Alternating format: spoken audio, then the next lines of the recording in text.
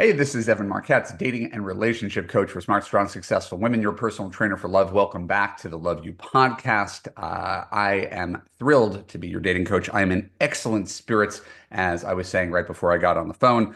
I'm not airing this for probably a month, but the month I'm coming off of, so many good things happened in my life that I can't even quantify them. The most recent one, I had to move a coaching call with my clients because I had to coach my son's basketball team. And that's what I got into being a dad to do. I was a coach of my son's basketball team. He's 12 years old, and this is our thing. I've been doing this for 8 years. My son sprains his neck. He gets a stiff neck. He's wearing a neck brace. He can't even go to school for 2 days. Hour before the game, he takes off his neck brace. He says, "Dad, I want to play." And we're playing the number one team in the second round of the playoffs. He says, "Dad, I want to play." Mom is like, "No, you're not. Doctor says you can't do anything for a week." He's like, "I kind of want to try." And I was like, let him try. I'm the dad. I'm the coach. Let him try. It's probably going to hurt. He'll probably take himself out of the game. Kid plays and hits the game tying shot with like 15 seconds on the clock to send it into overtime. Team wins. Tears in my eyes. And I was like, Mm. this is like the whole point of living. Like it was just the proudest dad moment. It has nothing to do with dating and relationship coaching. It's just something I wanted to tell to someone other than the four people in my immediate family. But it's the kind of Love it. things that give you joy and kind of remind you the sort of the power of all relationships, whether they're family relationships or marital relationships or friendship relationships. There was so much goodwill in that room. So, if you are a regular Love You podcast listener, please follow us on Apple, Spotify, YouTube, subscribe, comment, leave us a positive review. It all makes a difference. We are up to 523 positive reviews on Apple, which is pretty extraordinary for our little podcast. So that means a lot. I want to appreciate that. And this is going to be one of those episodes where I'm not interviewing a someone with their own podcast who is an expert in attachment theory. I am not going on some rant about an article that I read. I am doing probably my favorite thing, which is talking to one of my Love You graduates about her experience working with me and where she landed in her love life. Her name is Bernadette. Bernadette, welcome to the Love You podcast. Thanks. Thrilled to be here. Always a pleasure. Always a pleasure connecting with you, Well, Evan. we've known each other for a while. Profession. 2016, I think. Yeah, you were one of the first classes of Love You when I started that thing, and you've stuck with me for all these years, and I've gotten to witness your growth and your rise, and you've been a friend to me. So I'm thrilled to have you back. If you would be kind enough to give basic introduction, where you live, what you do, how old you were when you first took Love You, kind of origin story about how we know each other. Okay, sure, great. Well, I live in northern New Jersey. I'm a New York area native. Been here pretty much my whole life in this area. I am now 64, which is a huge number. And you and I connected, I guess it was in 2016. So I was about 55. I had just ended, not just, it took a long time, ending a 20-year relationship. We were never married, lived together, had the house, had the whole deal. It didn't go the distance for a lot of reasons. I was initiated the end of that, but I found myself single. And the last time I'd had a date was like literally the Clinton administration, in the last century. So it was a lot. It was a lot to deal with. I was excited about what was ahead, but I knew I had to figure out, I had to figure out how this whole thing worked. It's a different world than the last time I had dated because I was in a relationship for such a long time. Had you So been previously married prior? no, not prior to that. I had dated, as a single young person living in New York. But I wasn't like a lot, and I hadn't had a lot of really long relationships. And then I found, the person who was my partner for 20 years. And, we were in that relationship for a really long time until we weren't. Right. And So it was a so, 20-year relationship, which is essentially a de facto marriage. yeah, absolutely. Got it. Absolutely. And so, and there was no internet.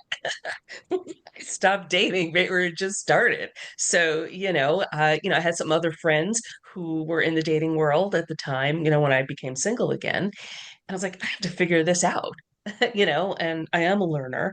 I have been a coach as well, in other fields and have done my own dating coaching after that. Now we'll come to that if it comes up.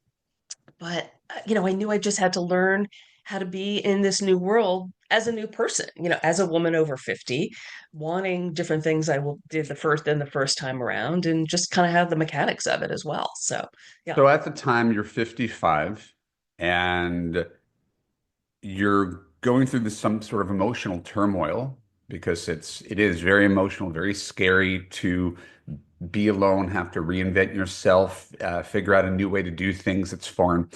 Um, at the time, if you could conjure, what was your biggest fear, limiting belief? What was the thing that was kind of paralyzing you? Um, I think it was really just the unknown of it all.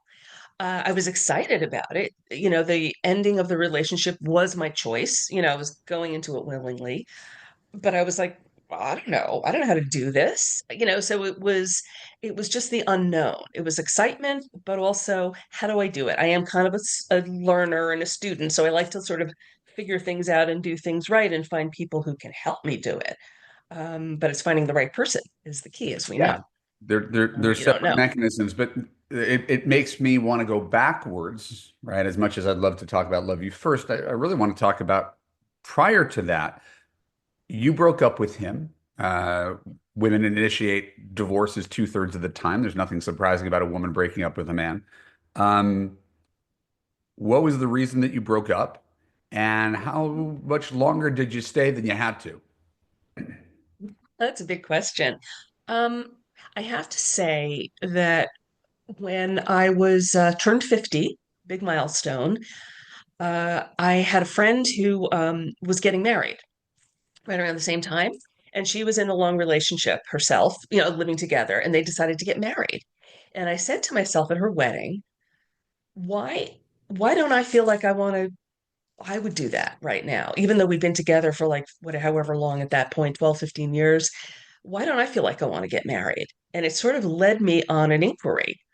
Like, I'm turning 50, I'm in this relationship. What do I want for the next 50 years in my life? What do I want for the next 20 of a relationship? And we tried a lot of things and it wasn't coming together because I was not in the kind of relationship that I felt like I was going to stand the test of time and that I wanted to continue in for a lot of reasons without getting, too, in depth and personal. It was just like, this is not fitting me anymore. I felt like I had outgrown it, quite honestly. It was So great how while it long did you lasted. stay in a 20-year relationship where you felt like you'd outgrown it? How long did it take for you to dawn upon it and get the courage? Because if you told me 15 years, I wouldn't be surprised. It may not be 15 years, Right, but this right. is the reason we go through this is that there's patterns that someone who's listening to this is going to be like, "Oh my God, that's me." Oh, yeah. So the Yep. more you could share, I'm not asking you to throw him under the bus, but the more you could Yeah. share about your mindset and what you were feeling and what needs weren't getting met, that might illuminate things. Right. I would say I would say those 5 years, you know. Honestly, it was not to get all drilling down, but it was 3 years of kind of gathering the courage to even think about it because there was a lot that was good. It's a lot to end a long relationship like that. Yeah. It's a lot. But it's kind of gathering the courage to say, we've got to start to end things, and we were in counseling and I was in therapy myself, and we did a lot for a few years. And then, honestly, in 2014, it was a few things happened. Several people in my life passed away, and it was like a wake up. We can't, Yeah. we can't waste any more time. I'm not that young anymore. I got to get going on this if I want to find, the next phase relationship. And so we took it took a few years. So it was like 5 years total and it was like 2 years breaking up. And then my dad passed away, had to get through that, sell the house, do all the things. So it was a lot. Yeah. From the outside, that sounds really, really painful. And I think most of the women I work with have a much higher tolerance for pain than I do, Yeah. Oh yeah. Yeah.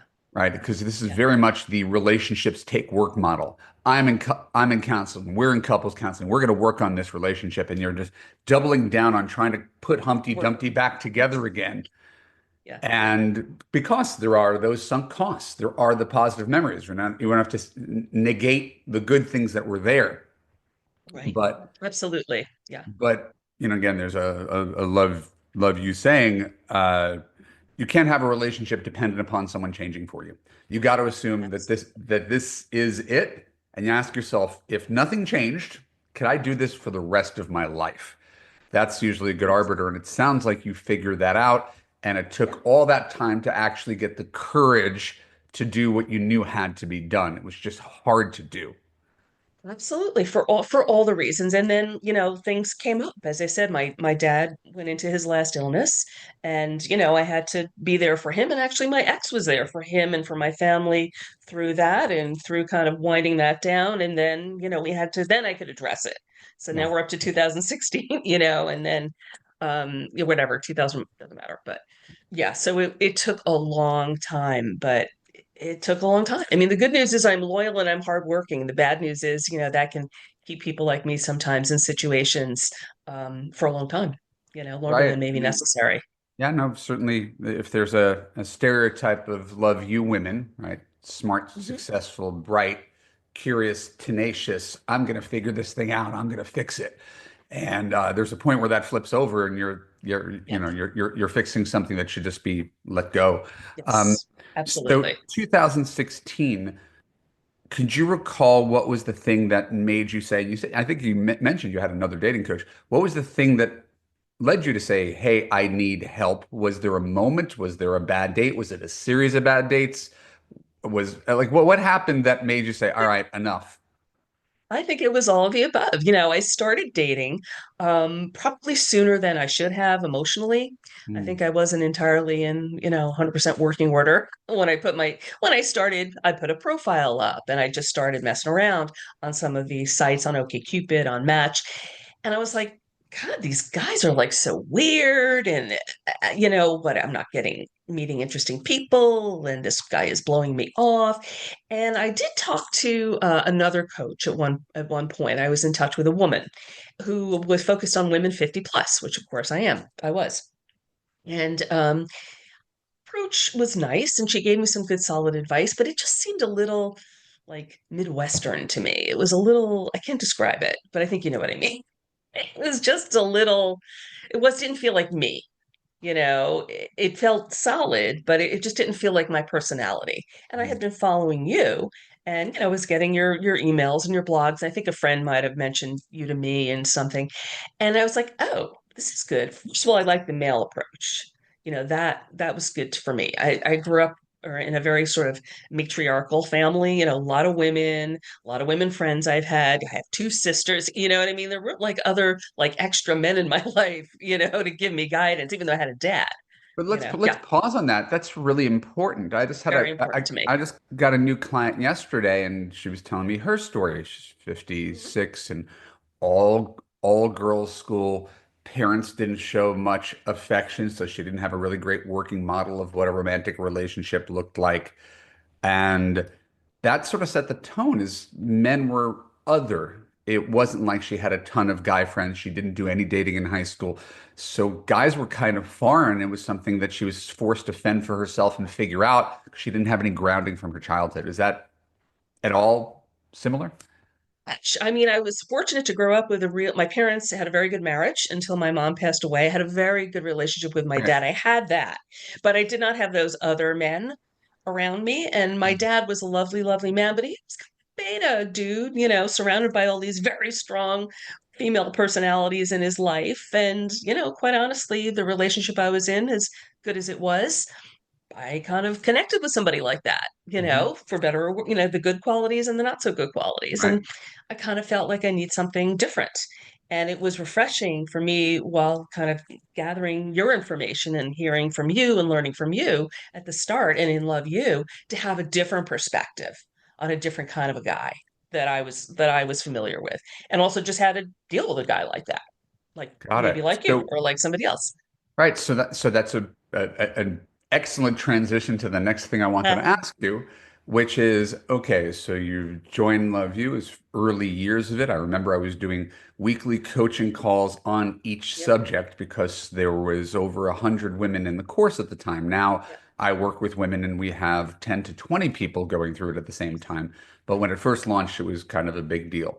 Um, so you had this cohort, you're going through this process. Do you remember anything about either the experience or did you retain anything that you continue to use today? Because we're going to talk about your current relationship most prominently, but I want to know, is there anything that stuck with you all these years later? Yeah, first of all, it was great to have a cohort, quite honestly. It was great to hear from other women who were going through the same thing. I'd had some friends in my circle who, were single, never sort of different circumstances. So I had a little bit of that close to me, but it was great to be around to connect with other women who were in the same kind of in the same boat, and we could learn from each other. And we still do. I mean, I still get a lot from being connected in the Facebook group. And then just, I really learned from you a lot of the basics of how to slow things down and just go step by step and let the guide lead. That was it. That was a huge first lesson. And it's still a lesson I have to sometimes remind myself of, how to Well, slow it talk about down, that. Talk, let the guide talk lead. about that from your perspective as type A, get stuff done woman Hmm. used to beta based on your experience with your dad, Hmm. where usually the thing is she chooses a nice guy and then he doesn't carry his weight and she's over functioning and she becomes the mother and the father and the husband and the wife all in one. That's the stereotype anyway. And you realize maybe that's not working for you. What was the shift that you had to make? Because people want to get results. They don't want to have to change their personalities too much. So how does which I Yeah. understand. Like, wait, you're telling me I have to be Little Miss Susie Homemaker to like, and obviously that's not the case, but how did you take this stuff that held up a mirror to you and shift into something different to attract a different kind of guy? Right. That's great. And I did, and I have. For me, it's like I came to realize, and I would tell other folks this, that dating to me is an exercise in personal growth because you really you're putting yourself out, you're getting feedback, you're trying different things. You learn. I felt I learned so much about myself in the process. I have been through a lot of therapy, a lot of other things, so I'm in that. But the dating process and also getting very clear on who and what I was looking for was really interesting and revelatory to me. And I think so much of it is just leaning lean it's not like I had to wrap my head around, leaning back, letting them lead. That was a little new to me, but it wasn't so much being passive. It's like being sort of leaning into the feminine, being receptive. I had to like frame it as being receptive as opposed to passive or fake or something or coy. Okay. But I'm saying, this is sort of the terminology that made it acceptable to you. Yes, yes. And I had to kind of, you would use certain terms, other people would talk about it, and then I had to sort of go bloop in my head and like say, oh, it's just, I'm not being passive and waiting. I'm being receptive and open. So it was a reframing for me And so about some what was the qualities. action, or in this case, the non-action for you? What was the thing you actually did Mhm. that unlocked something? Because again, I really want to bring this back down to something tangible. It's not just a mindset shift. It's a thing that you Right. did that allowed him to step up and properly court you, I'm assuming. Mhm. Yeah, eventually, yeah. I think it was just to let things on, just to be sit back and let things unfold, to not try to overmanage and realize that when I did have, in the case of my current partner, and fortunately other men I dated before him, I didn't have to do everything all the time. I didn't have to make the phone calls. I didn't have to make the arrangements. I didn't have to just let it happen. And if it doesn't happen, then it doesn't happen. And that's okay. That's all right. They go by the wayside or not for me, or you just go. And not every person, I think even when I was growing up, I sort of felt that like every guy I went out with like was going to be like be my husband or something, you know? And it's like not every person I was going would date, especially when I started, is he's going to be it. He's nice. He's interesting. Hopefully, he's whatever, good to talk to. It's not, I could learn something new. I met a lot of really interesting people throughout the whole process. So it was like letting go of very unrealistically high expectations of a Yes. date, a first date, or early relationship, and just enjoy it. I mean, I met so many interesting people I would never have met, through the course of just dating and being open to different people.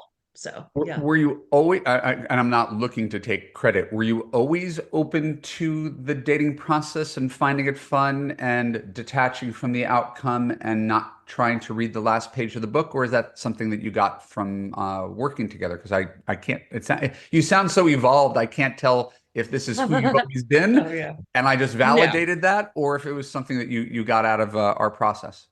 I think I think I was headed that way and being thrown into it in the dating process with your guidance, I was able to really lean into it. I was able to be more open, just to let things happen.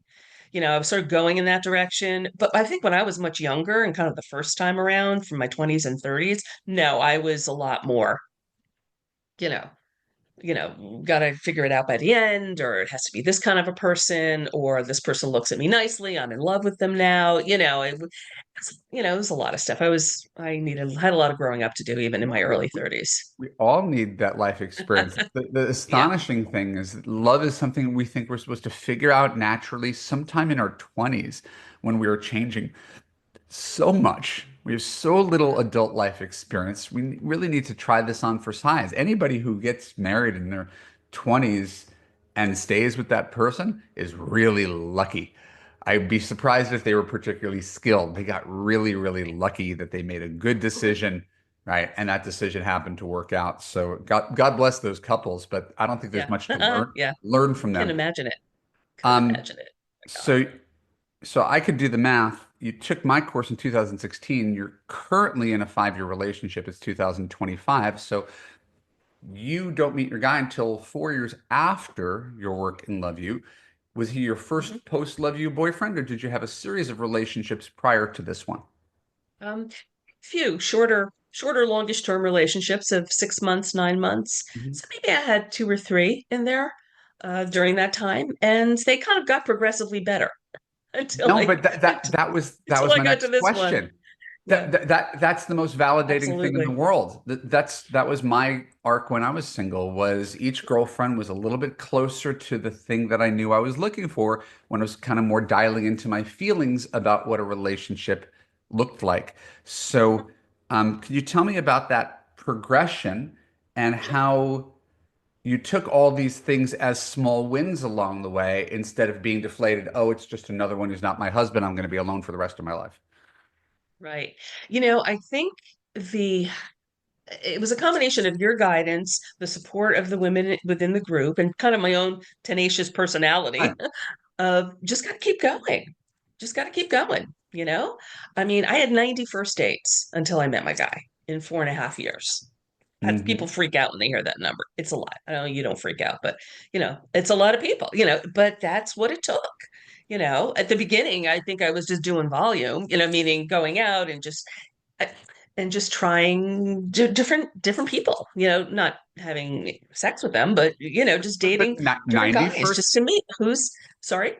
90 first dates over 4.5 years is what? A date every 2.5 weeks. Yeah, It's not yeah. that crazy. And yeah, and with some blocks of just dating one person. Yeah, anyway, some people think it's insane, but I don't. We know that. So I know, but I'm saying we know this. I'm reframing the oh my God, I dated 90 people, right? Like my story is famously 300 in 10 Right. years. Um, Yeah. eh, if I told any person, hey, you have to go out with one guy a week until you find someone you like, and you could end up happy, it feels like an easy proposition for some people. If you expect each guy to be your husband, that's going to be really deflating. If you Right. take your view, it becomes a little healthier. So two semi-serious relationships, a 6 month and 9 month prior to this guy. what are those men's, what are the things that those men were missing that made you say, good but not great, have to move on? What was, because this is part of the husband picker exercise in Love You. Well, that was What, very what helpful. what were the things that those gentlemen were missing, respectively, without, again, insulting them, that Sure. made you say, I can't do this forever? Well, one of them, the first one was, I guess it was in, I think we met in 2000s, late 2016 into into 2017.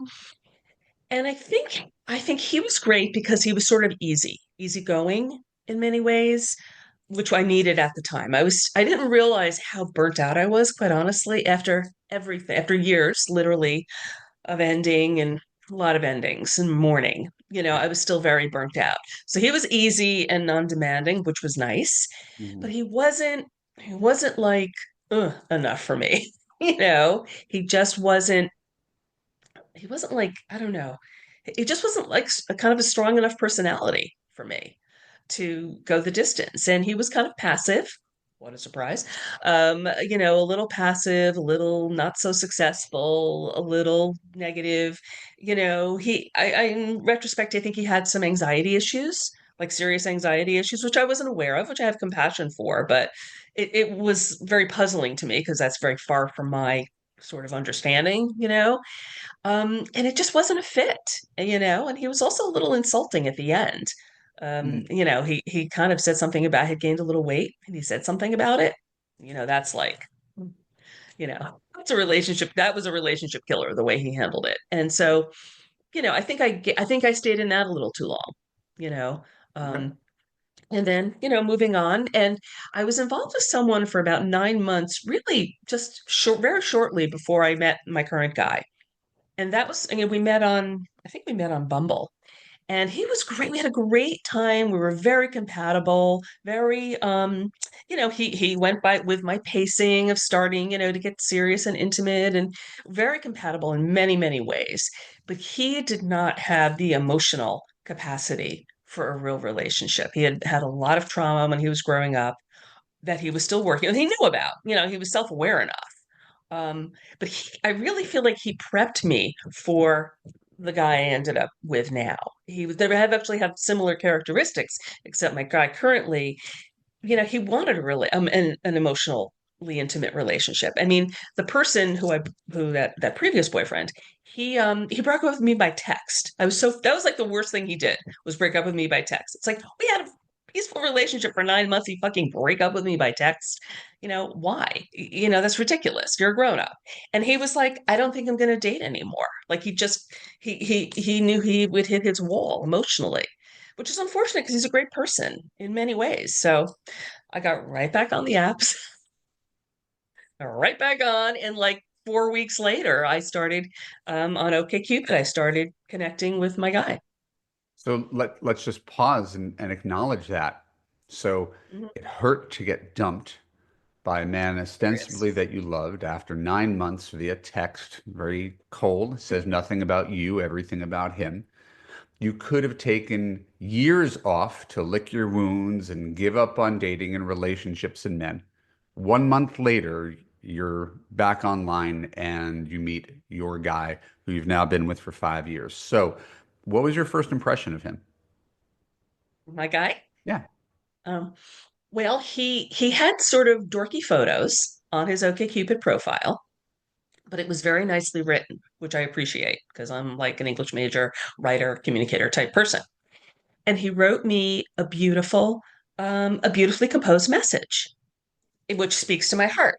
One of the things I had one of the pictures I had on my profile, well, I don't know if it'll be backwards, but my mug says, I am silently correcting your grammar. Hmm. I just had like that photo was one of my photos because, make it fun. And he read everything in my profile and he commented about it. And it just wrote me a beautiful message. And that like spoke to my like nerdy English major heart. And I was like, oh, well, he looks kind of dorky. These photos aren't flattering. Can't really tell what he looks like, but he writes really nicely and he's polite. Sounds good to me. One to So, 10 scale. How are his photos?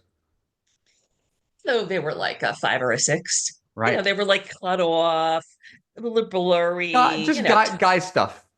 yeah, I guess he was good looking, but it wasn't like fabulous. He didn't look amazing.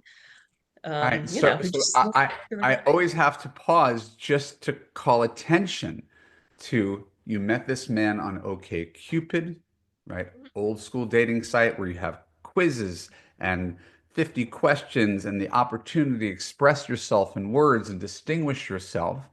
He wrote you a long form email. Right? This is very different than the way most people are dating today. So you got to connect over words. He was cute enough from his profile, didn't overwhelm you, right? But there was enough there to give him a second look. What's the first date like? Um, looks great. We talked for several weeks Hmm. because it was just the timing Yeah. wasn't working. And he lives like an hour and 15 minutes away from me. So it was a little distance. And he asked where I wanted to go. He came to my area. I gave him two choices of restaurants. I joked that he picked the better one, which is good. And we went to dinner. He wanted to go to dinner. We could have gone to casual. We went to a slightly fancier dinner, his Hmm. choice. And we just sat and talked all and for like several hours, and it went by really quickly. Hmm. And we had a lovely goodnight kiss, and I think we made a plan, to get together again. But he was very, I picked up on our first date that he was very polite and very like measured, but interested, and red-blooded. I got that vibe from him, but he was just like really, nice and made me feel safe, heard, and understood from the first date. So I was like, wow, really nice guy. This is awesome. And we made another date and then another and another and another, So onward. So there we have it. how long does it take for him to escalate from guy you're talking to online for a couple weeks to he's my boyfriend? Um, we would say a couple of months. It was right around, we met in the beginning of October, and then we really got together and got serious after Christmas, I say. So just like 2 months. And, we had a distance thing. So, slight distance thing. It's not terrible. So, like the first couple times I went to his home, he had a house at the time, I slept in a separate bedroom, and Mhm. he got that. He's like, look, take all the time you need, whatever. I'm not in a rush here. Because he was clear he was looking for a relationship. And he had You didn't spent a lot have of to time alone. you didn't Sorry? have to you didn't have to guess. You didn't have to Nope. drag him to that conclusion. You didn't have to try to convince him. You didn't have to sleep with him to get him to want a relationship. Right. So this is a perfect, CEO intern thing. The guy clearly wanted the job, and you didn't have to do anything to make him want the job. He just did. Yeah. Right. And that's And he why, realized, yeah. yeah. And he realized I was a good candidate for him. And it was a vice versa thing. I was somebody worth pursuing. And because of all the fabulosity that I am. Indeed. So So how maybe you could tell at the time, certainly longer term, it becomes more apparent. What was his unique differentiating qualities? How did he uh, fill the void that the previous the two men that you mentioned, your ex sort of husband, how is this guy different? um he has a lot of core qualities that are the same but key differences. Mhm. For me, it's been really great to be with somebody who is an alpha male, quite honestly, but who is super chill about it. He doesn't need to be, and he said this. He says, how does he put it? It's like, I don't, like, he doesn't need to advertise that he deserves respect. He expects it from people.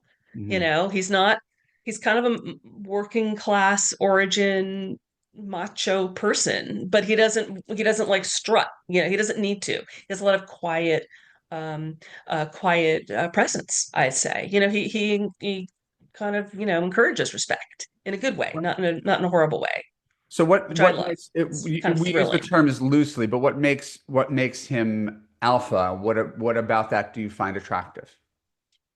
Um, I just know that he will do the right thing. And it's not even about like, oh, he'll pay in the restaurant. It's yes, he would do that because that's how he was raised.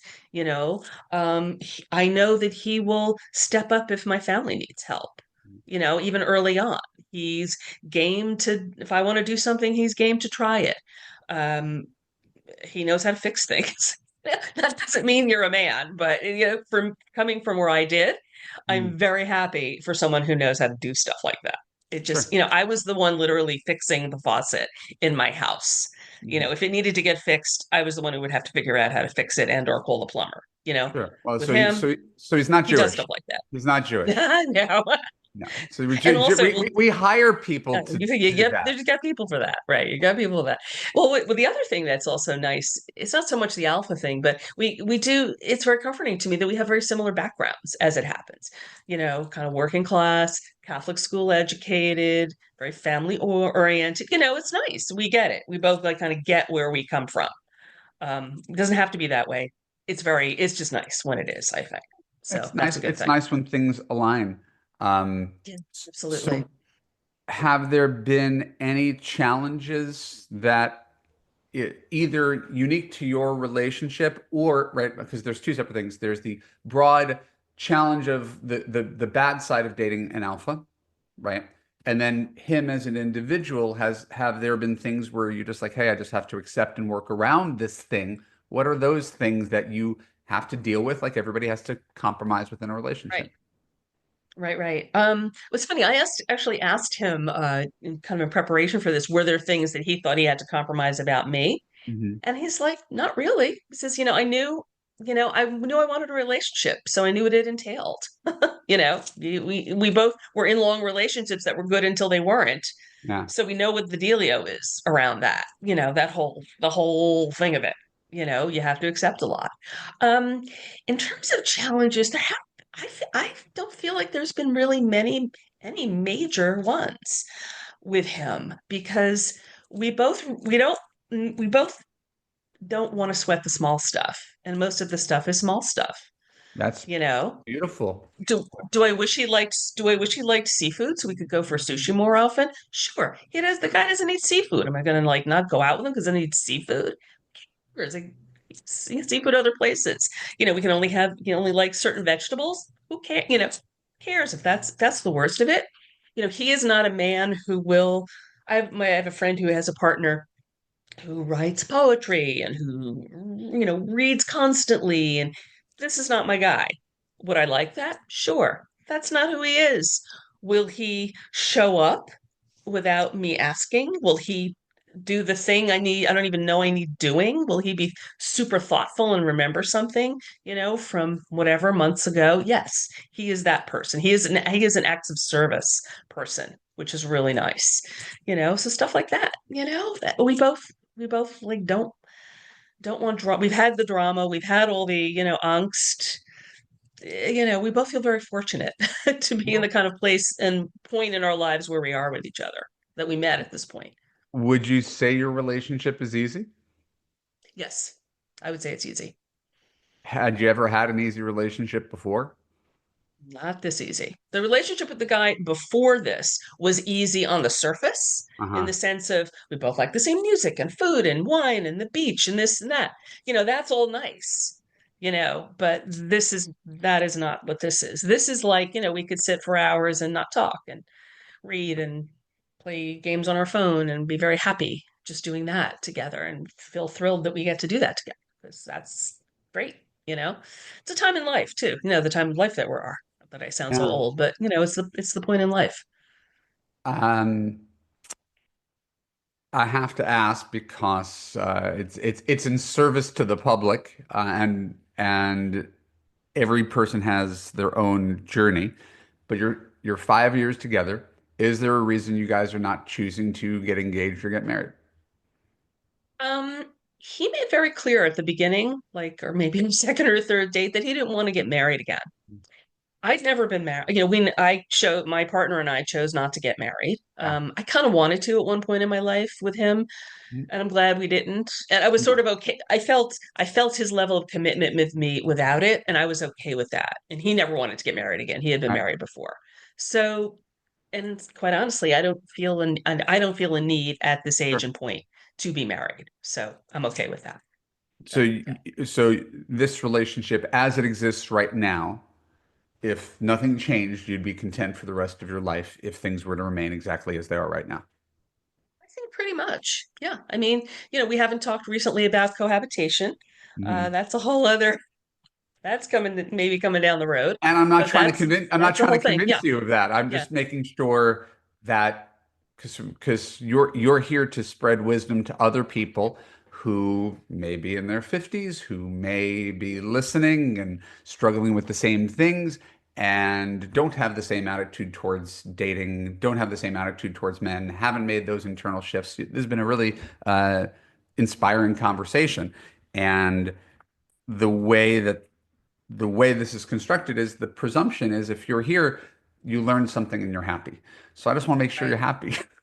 Yes. Oh, yes. Yes, I am. I feel very grateful and happy for everything I've learned and to have the person I do, to have gotten over, gotten through the last few years together.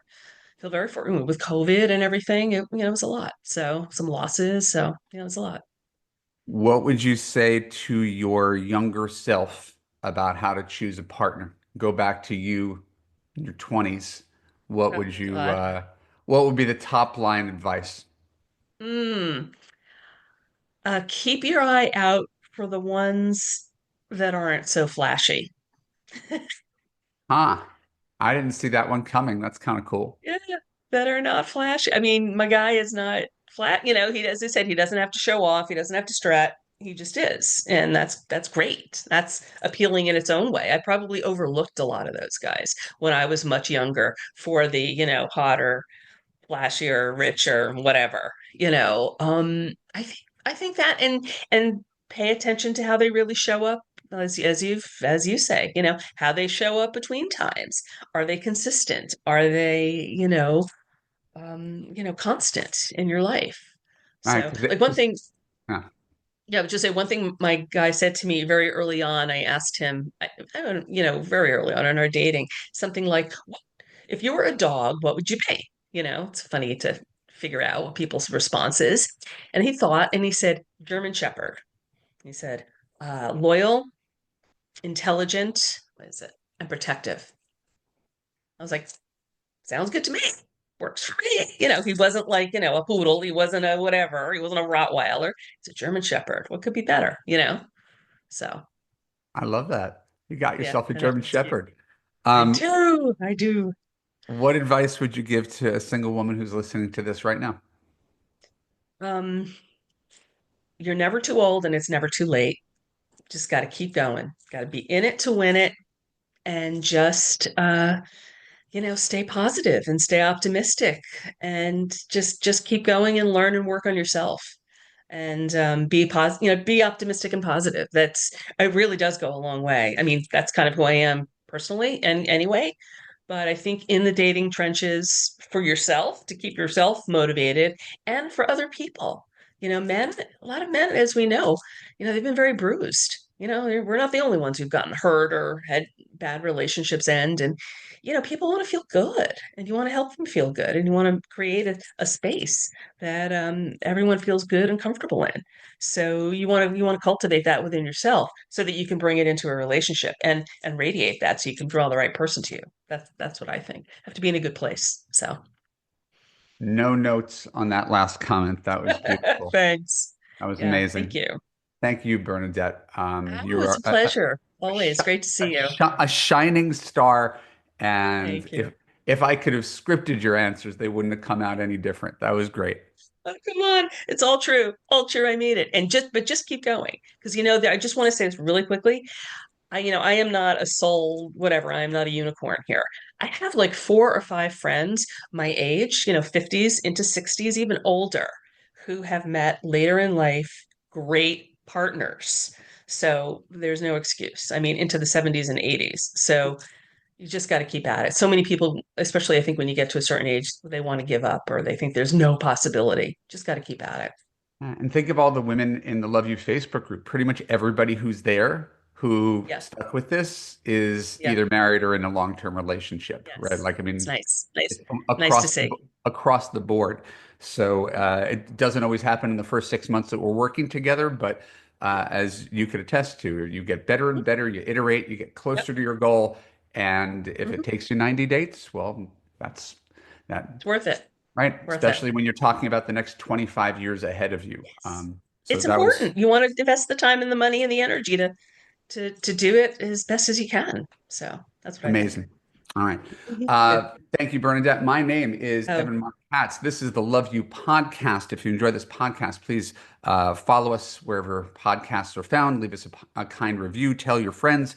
And if you want to take action in your love life and get a different result, to get the tools, the mindset shift, the online dating know-how, the boundaries and communication skills that we teach in Love You, go to evanmarkcatz.com/now. Book a time with me. We'll talk and we'll figure out how to get you the love that you deserve. I love you. I appreciate you. I thank you for being a part of my podcast, and I look forward to seeing you guys again next week.